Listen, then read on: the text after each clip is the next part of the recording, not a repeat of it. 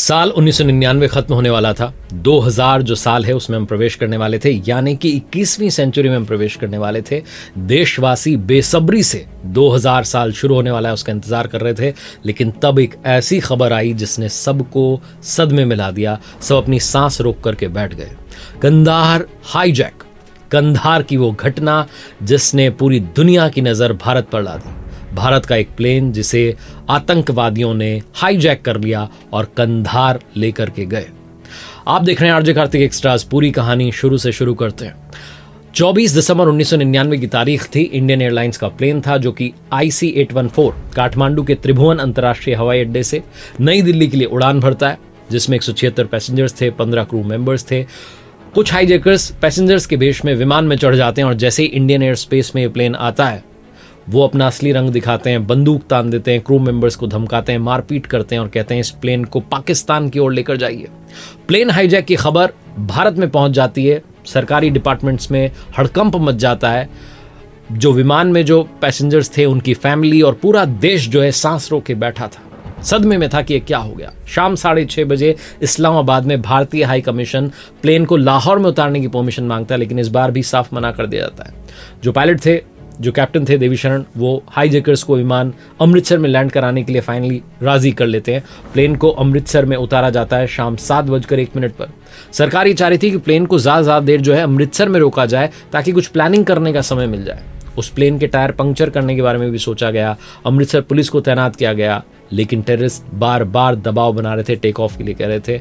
और इधर पायलट्स जो थे वो ATC से फ्यूल के लिए रिक्वेस्ट कर रहे थे, लेकिन दिल्ली से इंस्ट्रक्शंस थे कि प्लेन को किसी भी सूरत में अमृतसर में रोका जाए। इसके बाद ये डिसाइड किया गया कि जो फ्यूल का एक टैंकर इस तरीके से खड़ा कर दिया जाए कि प्लेन को टेक ऑफ करने का रास्ता ना मिले। ये टैंकर रवाना होता है, लेकिन ड्राइवर बहुत तेजी से टैंकर ले जा रहा था।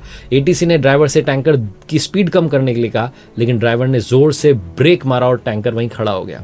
कॉकपिट से टेररिस्ट को दिखा कि एक तेज रफ्तार ट्रक जो है एयरक्राफ्ट की तरफ आते आते अचानक रुक गया। इसके बाद उन्होंने अनिल जागिया जो थे उनके सिर पर पिस्टल रखी और उल्टी गिनती शुरू कर दी और कैप्टन देवीशरण से कहा कि आप टेक ऑफ कीजिए। बिना फ्यूल लिए जहाज एक बार फिर से उड़ान भर चुका था।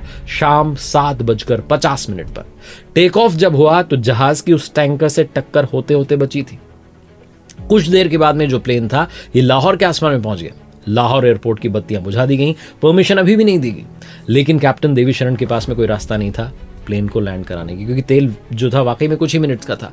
इंडियन एयरलाइंस का जो विमान था इसको अब वहां लाहौर में लैंड कराया जाना था। और इसके पीछे की एक कहानी है जो देवीशरण साहब ने बताई। उन्होंने बताया कि विमान को जब पाकिस्तान ले जाया गया तो उन्होंने एक हाईवे पर उसे लैंड करने का नाटक किया। उन्होंने बताया कि वो ऐसा करके जो है लाहौर में ATC को डराना चाहते थे। उन्होंने कहा कि ये जो सीक्रेट प्लान था इसके बारे में मैंने किसी से जिक्र नहीं किया आज तक।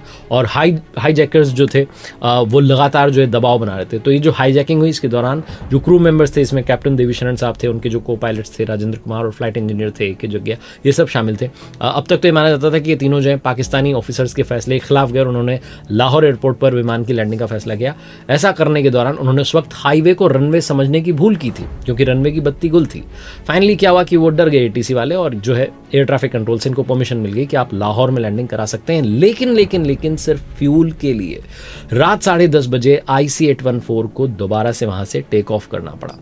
इस जहाज में 25 साल के रूपन कात्याल भी थे, जो कि अपनी पत्नी रचना सहगल के साथ हनीमून से वापस दिल्ली आ रहे थे। प्लेन हाईजैक होने के कुछ घंटे बाद ही जो वाद विवाद हुआ, उन्होंने प्रोटेस्ट किया होगा, उन पर चाकुओं का वार किया गया, उनको मार दिया गया, सिर्फ इसलिए क्योंकि वो बाथरूम जाने की अपील कर रहे थे कि मुझे टॉयलेट यूज करना है। लाहौर से जब प्लेन टेक ऑफ किया तो ये काबुल होते हुए मस्कट और फिर ओमान तक गया, लेकिन कहीं पर भी लैंडिंग की परमिशन नहीं मिली। फाइनली 25 दिसंबर की तारीख लग चुकी थी। सुबह करीब 3 बजे जो प्लेन था दुबई में लैंड हुआ और वहां फ्यूल भरे जाने के बदले उन्होंने 26 पैसेंजर्स को रिहा करने पर समझौता किया। जो रिहा किए गए वो ज़्यादातर वृद्ध लोग थे, महिलाएं थीं, बीमार लोग थे, बच्चे थे। और उन पैसेंजर्स को लाने के लिए जो मंत्री थे शरद यादव जी, वो दुबई गए और जब वो गए वापस, जब वो प्लेन आया तो उसमें रूपन कात्याल जी का पार्थिव शरीर भी था। इसके बाद वो जो प्लेन था उसने अफगानिस्तान में काबुल की तरफ उड़ान भरी, लेकिन काबुल एयरपोर्ट की तरफ से भी ये कहा गया कि आप यहाँ लैंडिंग करा सकते हैं, आप इसको कंधार लेके जाइए। तो 26 दिसंबर की सुबह 8 बजे कंधार हवाई अड्डे पर लैंडिंग होती है और ये वो जगह थी जो पूरे 6 दिन तक इन यात्रियों के लिए जेल बन गया। विमान जब कंधार में लैंड कर चुका था उसके बाद तालिबान के जो अधिकारी थे उन्होंने भारत और जो हाईजैकर्स थे उनके बीच में मीडिएटर बनने की कोशिश की, जिस पर भारत ने शुरू में विश्वास कर लिया, क्योंकि भारत जो था वैसे तो उनके शासन को मान्यता नहीं देता था। तो हमने क्या किया, इस्लामाबाद में जो हाई कमीशन था वहाँ से एक ऑफिसर को कंधार भेज दिया।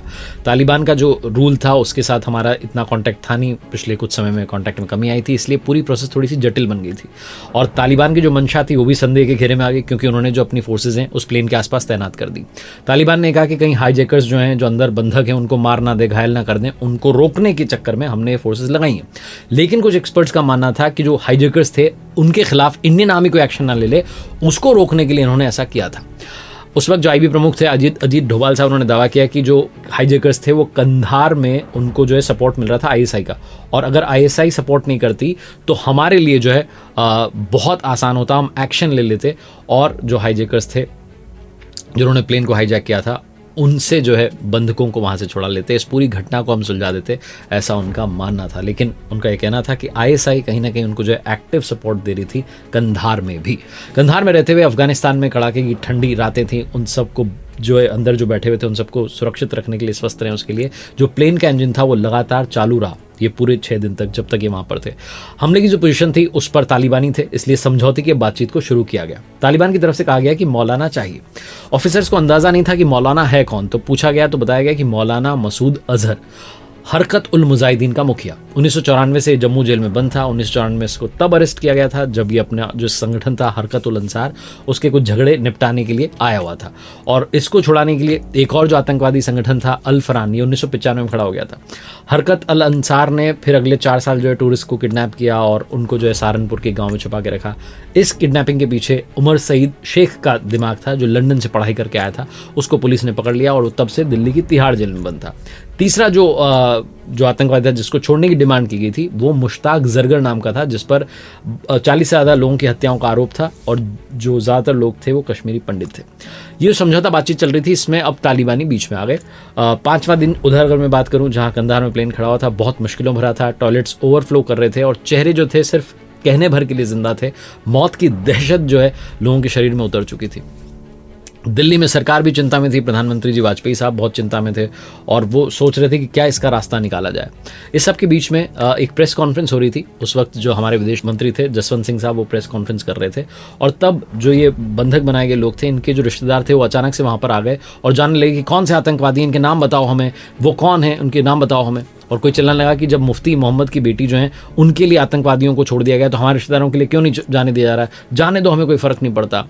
एक्चुअली हुआ क्या था कि जो कंधार हाईजैक था उसके पहले मुफ्ती मोहम्मद सईद जो हैं वो गृह मंत्री बने, उनको 1 हफ्ता भी नहीं हुआ था, तब उनकी बेटी रूबिया सईद को किडनैप कर लिया गया था और रूबिया को छुड़ाने के लिए 5 जो आतंकी थे उनको छोड़ना पड़ा था। इस सब के बीच में फाइनली भारत सरकार ने आतंकियों के साथ में बातचीत शुरू की, क्योंकि ये जो प्लेन था इसमें इंडियन पैसेंजर्स तो थे ही, साथ में ऑस्ट्रेलिया, बेल्जियम, कनाडा, फ्रांस और इटली जैसे बाकी देशों के नागरिक भी थे। तो हालात ऐसे बन रहे थे, इंटरनेशनल प्रेशर ऐसा आ रहा था कि यात्रियों की सुरक्षा सुनिश्चित करने के लिए 3 आतंकियों को कंधार ले जाकर के रिहा करने का एक ऐसा फैसला लिया गया जिस पर कि सरकार नहीं चाहती थी, लेकिन फैसला लेना पड़ा क्योंकि प्रेशर इतना आ चुका था। तो जसवंत सिंह जो थे हमारे विदेश मंत्री, जसवंत सिंह साहब, वो 3 आतंकवादियों को, मसूद अजहर, उमर शेख और मुश्ताक जरगर को लेकर के पहुंचे कंधार, ताकि कोई अगर ऐसी सिचुएशन बने तो फैसला बदलना भी हो तो दिल्ली की तरफ उनको ना सोचना पड़े, वो खुद जो है फैसला ले पाएं। उन्होंने अपनी बुक में लिखा कि मैं तालिबानियों की जो है सराहना करता हूं, उन्होंने जो किया उसके लिए उनको थैंक यू करता हूं। कम से कम उन्होंने समझौते के मुद्दे पर जो कि हाईजैकर्स थे उनसे बातचीत को आगे बढ़ाया था। 2 बातों पर हमने सहमति बनाई थी, एक तो ये कि तीनों आतंकवादियों की पहचान हो जाएगी, और दूसरा है कि उसके बाद में सारे जो बंधक यात्री हैं वो प्लेन से नीचे उतर आएंगे।